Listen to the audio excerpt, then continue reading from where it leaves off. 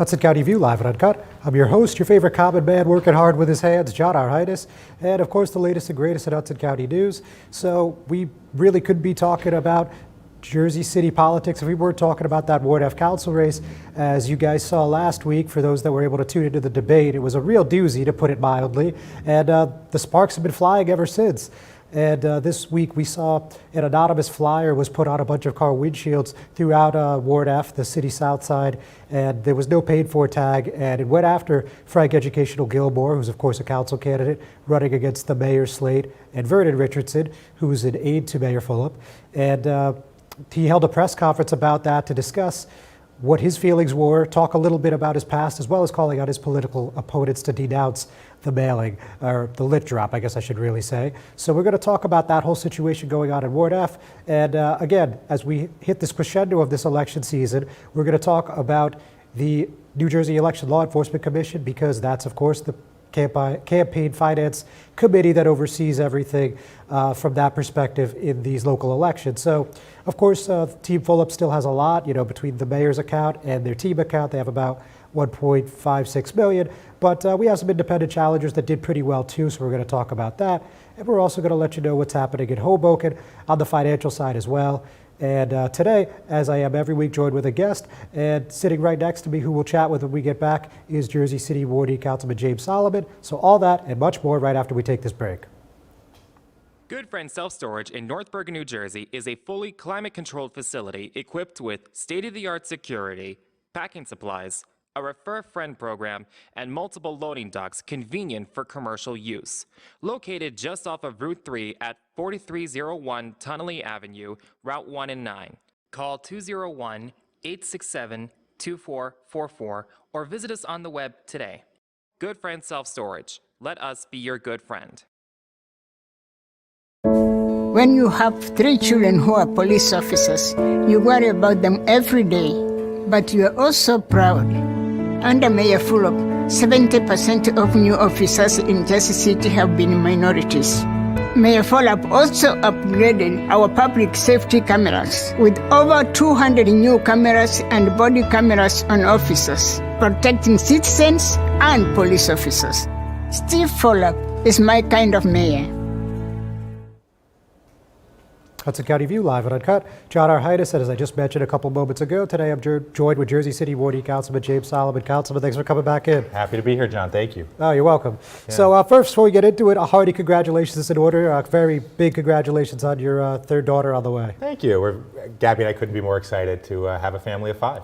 All right, excellent. Yeah. So listen, there's no shortage of things to talk about just in the past 7 days, right? So, I mean, look, let's go back to a week ago, 8 days ago to be specific. Sure. You had that meet and greet at Van Voorst. You guys were talking about a bunch of topics, Liberty State Park, public safety, I think, came up, and you were talking about vaccinations, and we found out that Frank Gilmore at that moment was unvaccinated. Based on the look on your face, it looked like you were pretty surprised. That's correct, that's accurate. And the next day he got his first shot, and this has turned into a big campaign talking point. So from your perspective, what was going through your head at that time, and what did you think about what that has happened since then? Yeah, I mean, as you said, I did not know before that moment that Frank was not vaccinated. So I'm sort of processing as I'm hearing that. I'm thinking about him and his family. And I think the thing that immediately comes to mind is, I want to have a private conversation with Frank. Right? He's a friend before politics. And so obviously after the event happened, he and I had a phone call, 30 minutes after it finished. And during that conversation, he told me he was going to get vaccinated. I know he spoke to others after that, and I'm glad he made that choice. And for me, vaccines are the way out of this pandemic. We do not get back to as close to normal as possible until as many of us as possible, ideally all of us, are vaccinated. And so, I've been proud through COVID to have worked really, really hard to first keep people safe at the start of the pandemic, right? Working on distributing PPE, talking to seniors, we helped the senior get her food stamps in the middle of the chaos of the pandemic. Then working with small businesses to keep them open. And then since we've had vaccines, to try to get as many people vaccinated as possible. And I think moving forward, back in August, I called for vaccine mandates for both school district and city employees. And I think we've seen that mandates really do help increase the number of people vaccinated. So I'm really glad that Frank made the choice to get vaccinated the next morning. And I think my goal and my commitment is to try to get as many people in Jersey City vaccinated as possible. Now, as a cancer survivor, is a booster shot something that you're going to be doing when it's time? So whatever my doctor advises me to do, I'll do. I had Moderna. I don't believe that the booster's been approved for my set of pre-existing conditions, but I'll talk to my doctor. If my doctor advises me to do it, I'll get it. All right, simple enough. Yeah. So let's move on. Let's talk a little public safety. Obviously, you've been someone who's been talking about civilian complaint review boards for at least a couple years now, right? Yep. And we saw in the gubernatorial debate on Tuesday when the governor was asked if he would sign that bill, Angela McKnight's bill, that would give subpoena power to these boards. He basically gave a non-committal answer. Yep. He said that it's a case-by-case basis. So what's your reaction upon hearing that? Sure. Well, I think it's important to understand that Assemblywoman McKnight's bill is a case-by-case basis, right? She gives municipalities the ability to put in a civilian complaint review board. She is not mandating, right, that they do so. And I think what we've seen as Jersey City, we need a civilian complaint review board. I told the story in the debate, but it's worth reiterating. We learned that a Jersey City police officer, while off duty, got drunk, got into an argument, took out his service weapon and discharged it. Right? He fired a service weapon after getting into a fight. He wasn't removed from the force, he was simply suspended. And we only learned about all of this because of a separate criminal or civil investigation. And that speaks to why we desperately need independent oversight to make sure that there's nothing swept under the rug, there's as much transparency as possible, and that's going to then make for a safer city because it's going to improve trust between officers and the communities that they serve. Now, related note, I think, last night we saw a report come out from Gothamist WNYC that said there's oath keepers in our law enforcement communities throughout the state, including the Jersey City Police Department. So I don't have any names, I don't have any numbers at this time, just that broad generalization for now. But do you think this is something where a CCRB would be a good situation to handle it? 1,000%, right? Obviously, just the idea that there might be white supremacists in our police forces, horrifying and has to be addressed. And look, I'm sure that Mayor JCPD will address it, but what a CCRB guarantees is transparency, right? It guarantees that they, as trusted community leaders, can investigate, can issue a report. Right now, the whole of kind of oversight of police misconduct is done in secret.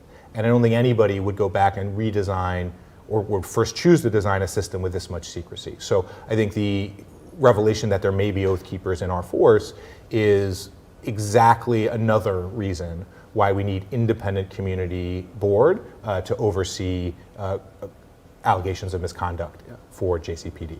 So if there is ample evidence today or next week or next month that there are members of the oath keepers on the JCPD, do you think they should be suspended immediately? Yeah. You can't be part of a white supremacist organization and serve in Jersey City. Fair enough. All right, so that's a good time to take a commercial break, but we're not done yet, folks. We'll be right back. Burns Brothers Memorials, Monuments, and Markers, 787 Tunley Avenue, Jersey City. Hudson County's only monument maker, serving all faiths and cemeteries. Design studio and large inventory on site. Cemetery inscriptions and custom orders welcome. Burns Brothers Memorials, Monuments, and Markers, 787 Tunley Avenue, just south of Secaucus Road. Craftsmanship that will last for all eternity. Burns Brothers, Jersey City, Albert H. Hopper, North Arlington. Visit us on the net. Consumer Carpets, 3408 Kennedy Boulevard in the Jersey City Heights. Your one-stop store for residential and commercial floor treatments. Carpeting, linoleum, tiles, laminates, hardwood floors, area rugs, remnants. All major brands, all in stock. Free estimates, same-day installation. Consumer Carpets, it's savings, selection, installation. Credit cards and debit cards accepted.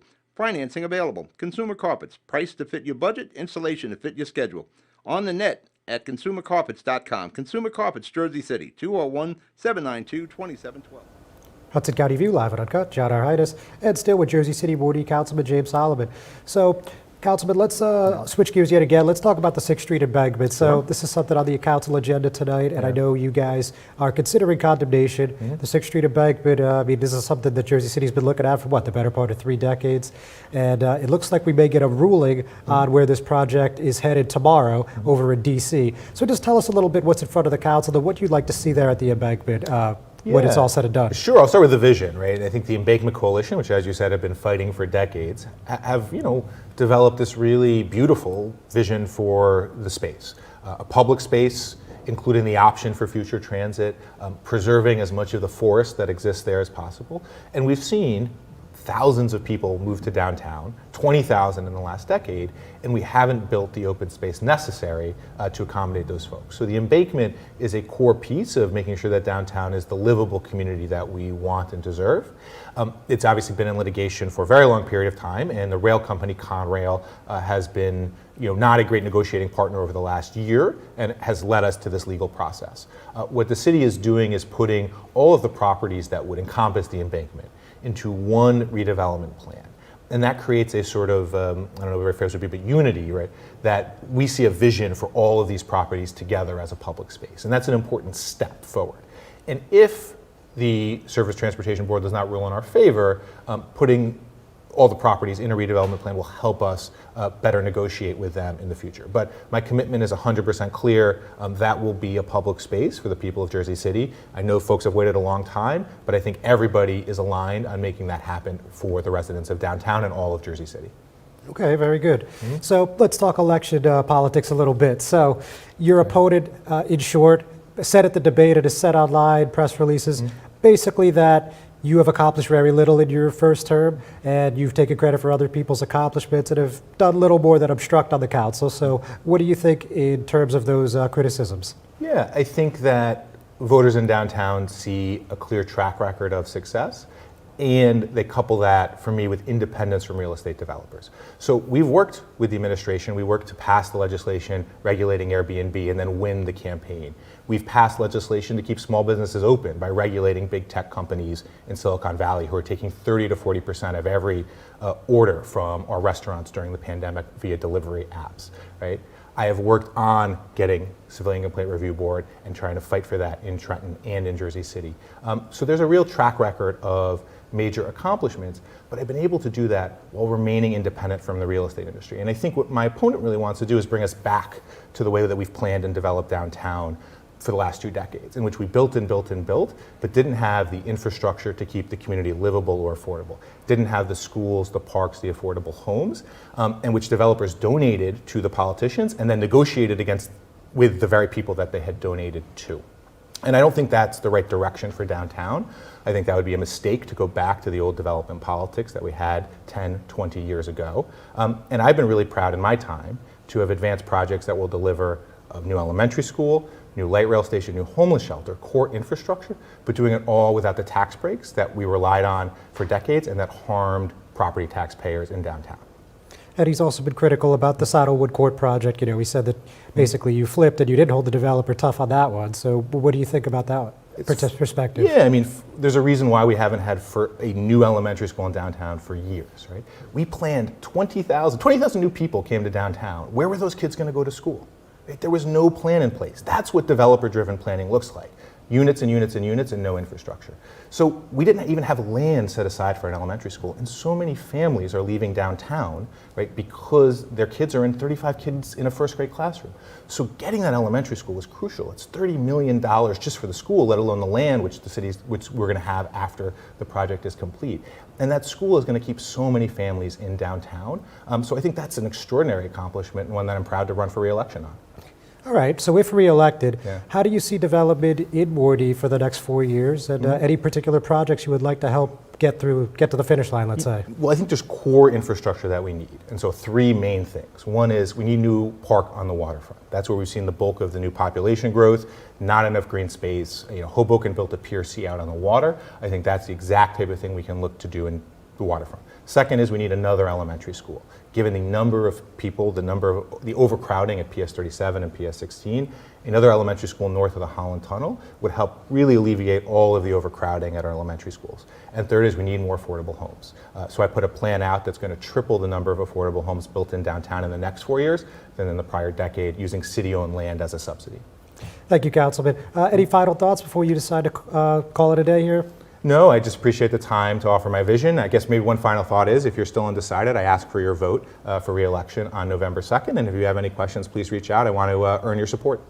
Councilman, thank you so much. Always a pleasure to have you. Thank you, John. I appreciate it. You're very much welcome. Thank you for watching, ladies and gentlemen. We're not done, but we are going to take another break. We'll be right back. Ford made their first all-electric SUV a Mustang. Rapid acceleration, reactive handling, 300-mile range. You control how it feels and how it sounds. It knows you. It dials into your preferred settings. It has an array of driver assist technology. Cameras and sensors enhance your awareness and provide you with additional control. But it's more than cutting-edge technology. It's the spirit of it. It's a Mustang. Newport, the luxury waterfront community on the Hudson River, offers a quality of life you deserve in one of our many high-rise towers. With amenities such as the on-site Newport Path, light rail, Newport Town Square, 3 playgrounds, dog run, upscale restaurants, retail giants like Kohl's, JCPenney, Macy's, and Target.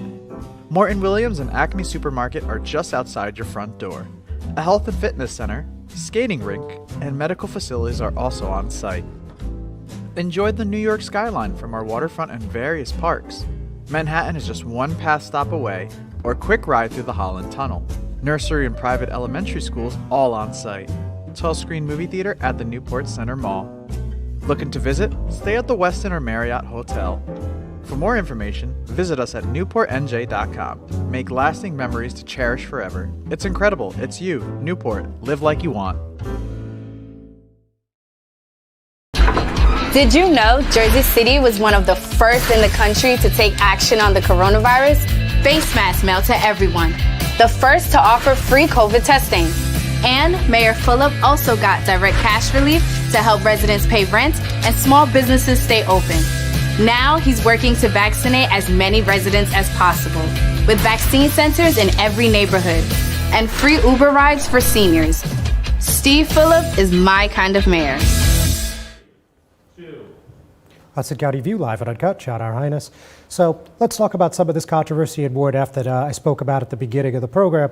So there was an anonymous flyer that went out that was late Monday evening into early Tuesday morning, and it was a very tough attack on Frank Educational Gilmore, as he's spoken about numerous times in the past. In his youth, both as a teen and as a young adult, he was arrested multiple times, and he did go to prison at one point, and he has since turned his life around. He's been on the Ellen DeGeneres show. He got a $50,000 gift from the program due to his work in the community, becoming a youth mentor and coach after that, it's rough time in his early life. So with that in mind, the flyer claimed that Gilmore has been arrested 41 times, and it claimed that he's committed some pretty horrific crimes, I guess you'd have to call them. They were talking about attempted murder, they were talking about armed robbery, weapons charges, drug dealing with minors, things of that nature, and there was no paid for tag. So interestingly, before we heard from Gilmore just yesterday, we actually heard from the Board of Education President, Musab Ali, via Twitter, and he said the content of the piece is bad, but what's worse is that there was no paid for by on the literature. There needs to be an immediate investigation by the New Jersey Office of the Attorney General, the Jersey City Police Department, to start collecting surveillance evidence immediately. So, that's a pretty definitive take from the Board of Education president. He's not running for re-election, and he's not involved in the council races, so it was interesting to see him jump in on this. To my knowledge, he doesn't even live in Ward F either. And he said at the end, I should say, it doesn't matter if you support or oppose Educational Gilmore, everyone should denounce this kind of bottom-of-the-barrel campaign tactics, which are also illegal. So, with that context in mind, at the press conference, Gilmore came out swinging. I mean, he said, I want to hear Mayor Fulop, and everyone on Team Fulop basically denounced this flyer. So, exactly what he says, I'm asking Mayor Fulop and the entire council to denounce this form of racial politics. This Willie Horton style of racial politics has no place here in Jersey City. We cannot go back and forth with retaliatory efforts doing unethical things to those individuals responsible for disseminating this information. Michelle Obama said it best, when they go low, you have to go high, he said to applause from the crowd. So the presser went on for a little over 20 minutes, and we still don't have any clarity who did the flyer. It doesn't appear that any investigations have been opened up, but we did get to see quite a bit of standing and trading once again in this council race. What do I mean by that? So what I mean is we heard that campaign spokesman Phil Sabinski basically slammed Gilmore And I'll just read it to you. Team Fulop follows all state election laws, and we would never release a piece of media without it having a proper paid-for line and without the expenditure being disclosed on campaign filings. It's unfortunate that many of our opponents, including Frank Gilmore, are instead ignoring state election law and refusing to file mandatory finance reports that show how their campaigns are funded and how they are spending their money. This basic level of transparency should be a bare minimum requirement for a candidate for office, and any candidate who refuses to disclose who is funding their campaign should be disqualified in the eyes of voters. So, if you're not familiar, the New Jersey Election Law Enforcement Commission released all the municipal filings for the state on Tuesday, right after the holiday, and Frank, along with mayoral candidate Louis Spears, didn't file. And as of today, they still had not filed. So, with that said, also during the press conference, it's worth noting that Gilmore specifically said that he had been arrested 41 times. He had not been, convicted of selling drugs, using kids to sell drugs, handgun possession, or stalking. So there is a public record that shows that A. Frank Gilmore was arrested for employing juveniles in a drug distribution scheme on January 29, 2004. But with all that in mind, we also heard from Jermaine Robinson, and he doubled down hard and said basically said everything on this flyer is 100% true.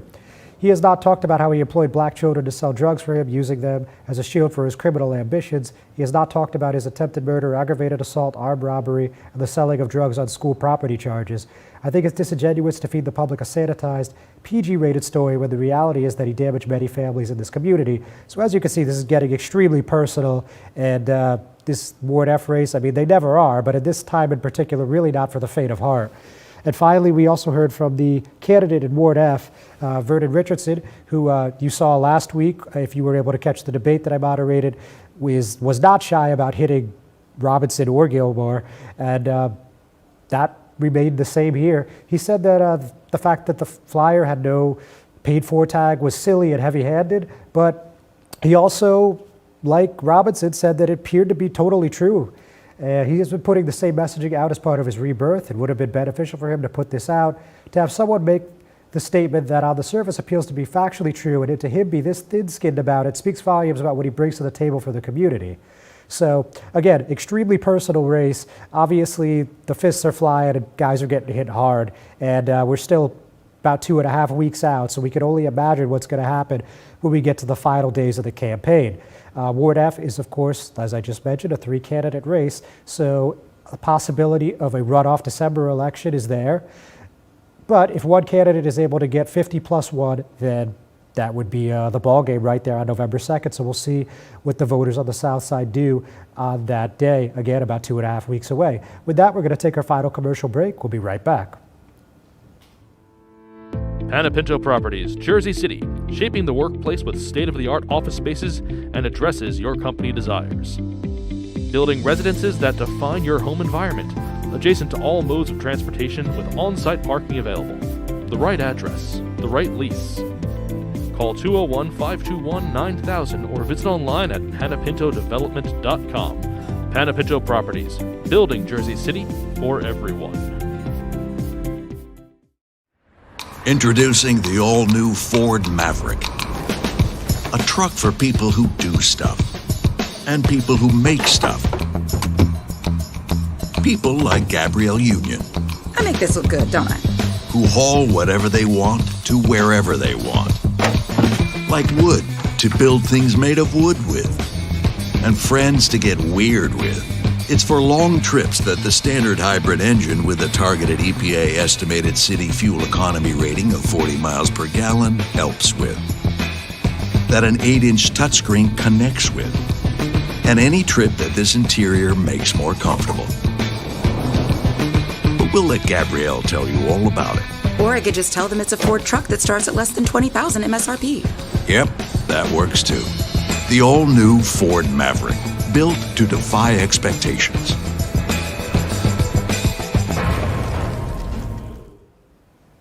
Hudson County View, live on Uncut, John Arhitis. So I do want to talk to you about these ELEC reports out of Jersey City and Hoboken. But first, quickly, I just wanted to talk about a bunch of mutual endorsements that came in the past week. So yesterday we heard that from Jersey City Councilman at Large, Rolando Lavarro, him and Ward A Council hopeful Kristen Zadroga Hart traded endorsements. We also saw in Ward B that Chris Gadsden, who's now running at large, also endorsed Brooks, who returned the favor, and Lavaro also is supporting Brooks, and Brooks supporting Lavaro as well. So just wanted to point that out quickly. So let's talk about these ELEC reports. Let's start with Jersey City. So there was a lot to parse through. You know, obviously we have 9 council races, and all of them are contested. The mayor's race is contested, so right there, that's 18 reports. Have a couple 3-way races. So, you know, we have close to 24 reports. I mean, a couple people didn't file, as I mentioned earlier, but let me give you the important points. So as far as cash on hand, which means how much available in the campaign account to spend, Mayor Fulop has $838,000. Of course, these are approximations. I'm not going to do it down to the cent, but Team Fulop is $731,000.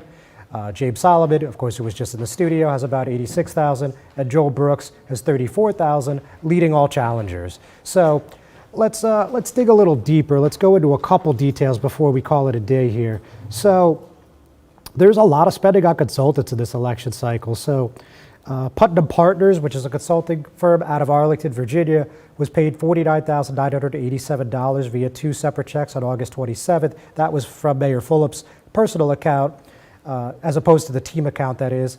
And then $14,650 was spent on a media buy with Buying Time Media out of Washington, D.C., and that same amount was spent again on September 13th, September 17th, and September 24th. So significant amount of, appears to be TV time there. And on top of that, we saw a lot of elected officials give to the Team Fulop account. We saw $4,350 from Assemblywoman Angela McKnight, $2,000 from Lyndhurst Mayor Jim Anzavito, $3,750 from former Councilman Steve Lipsky, and his wife, Ureta Lipsky, is the county commissioner, and she gave $575 out of her own check account, and $3,500 from Ward C Councilman Rich Baggiano. And I could go on, but we're running short on time. So let's, I think the most notable thing, if you're watching these races closely, which I suspect you are if you're watching this, is that this is the first quarter, you know, this is the third quarter fundraising totals, that Joel Brooks, the Ward B challenger, had more cash on hand than Tom Zupa, one of the 2 challengers in Ward C. So Brooks has $34,759.43 cash on hand, while Zupa has $24,694.04, according to those ELEC reports filed on October 4th and 5th, respectively. So it's interesting, you know, Brooks has gotten a lot of press recently from some statewide publications on top of the locals, and there was actually an attack mailer that went out against him saying that he wanted to defund the police. I believe that just went out today. It hit mailboxes Thursday. So, you know, Ward B is certainly a race to watch too on top of F, and Ward C is certainly going to be interesting. That's a 3-way race just like F, so there's the potential for runoff there with Zupa, Councilman Rich Baggiano, and Kevin Bing. So really quick, just talking about the Hoboken ELECs, obviously not as exciting because there's no mayoral challenge, but Team Bala and the mayor's account, they have about $171,000. The Independently Together account, which is the one challenging slate, that's Cheryl Fallick, Sheila Brennan, and Paul Presenzano, they have about $20,500. So all interesting stuff. You know, not a whole lot of fundraising in this third quarter in Hoboken. At least for the incumbents, like we only saw maybe 15 to 16,000 come in, and we saw the mayor give 20,000 from his account, and Jabor put 5,000 from her personal campaign account to the team account. We also saw a $313 donation from 3rd Ward Councilman Mike Russo to Jabor. So with that, we're going to call it a week. Thanks for tuning in. We'll see you next time.